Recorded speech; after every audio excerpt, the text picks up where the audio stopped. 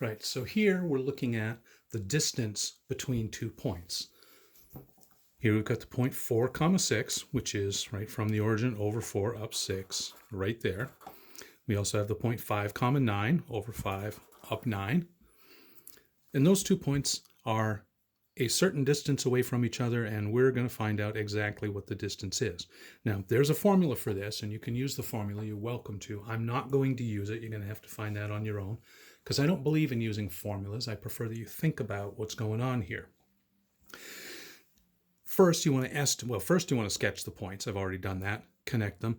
And you want to estimate about how long that is.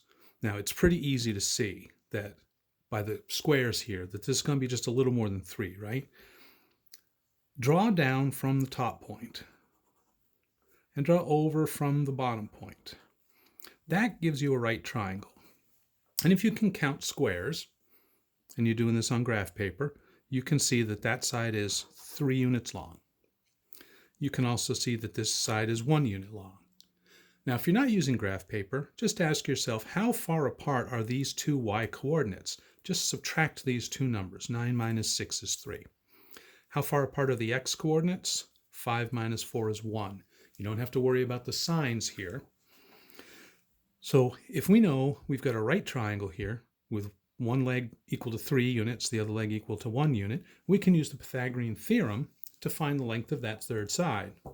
And that's pretty simple. You just take the first side squared plus the second side squared, add them, and square root.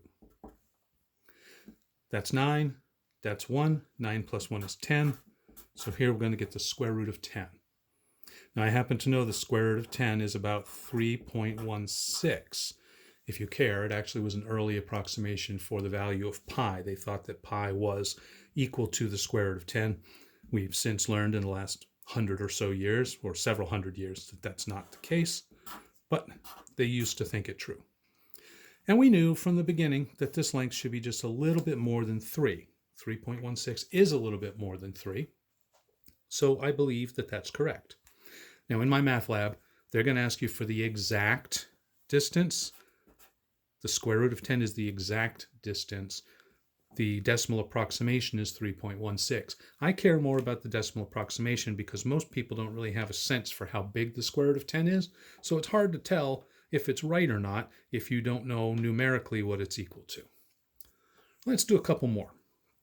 Here, we've got negative 11 comma negative 8, which is over 11 and down 8, right about there, and 1 comma negative 13, over 1 and down 13, right about here. And we'll do the same thing. We'll make a triangle out of that. The upper one, draw down from. The lower one, draw over from. And it gives us a pretty wobbly looking triangle. How long is this side? Well, I can count squares, or I can subtract my y coordinates. How far apart are negative 13 and negative 8? If you do negative 13 minus negative 8, you'll get negative 5. And we can count. 1, 2, 3, 4, 5. Again, sign doesn't matter because we're going to square it anyway.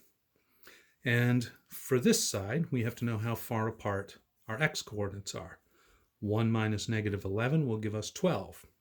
So I know this side is 12 units long. Square them both and add them together. That's 144. That's 25. 144 plus 25 is 169. And 169 works out to be a nice whole number. That's 13. So this would be the exact distance and also the quote-unquote decimal approximation, I guess. Although it's not an approximation, it's exact. It's only an approximation when you have to round off like we did here. And check and make sure that seems reasonable. If this side here is 12 inches long, then this side's got to be a little bit longer than that, but not by a whole lot. And 13 fits the bill there. So I have confidence that 13 is the right answer. One more. 6 comma negative 1. Got that graphed right here. 9 comma 5 right there. Draw our triangle. How far apart are 5 and negative 1? Well, 5 minus negative 1 is 5 plus 1, or 6. So we get 6 there. 9 minus 6 is 3. And that side looks to be 1, 2, 3 units long. Square them and add them together. We got 6 squared plus 3 squared. Excuse me. That's going to be 36 plus 9, which is 45. Okay, now 45 simplifies, and I'm not going to go into great detail. You can find how to do this online. Look at reducing radicals or simplifying radicals.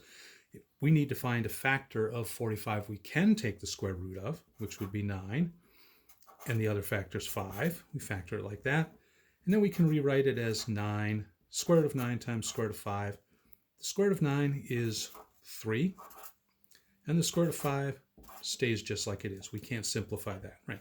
Don't break the rules in order to simplify stuff. The square root of 9 is 3, so rewrite it as 3. The square root of 5, just leave it.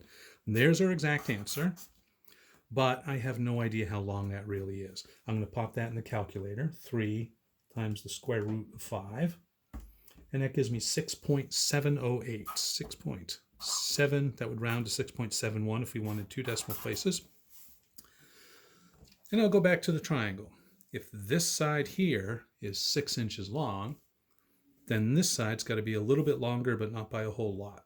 And 6.71 fits the bill. Right? That is how to find distances using the Pythagorean theorem.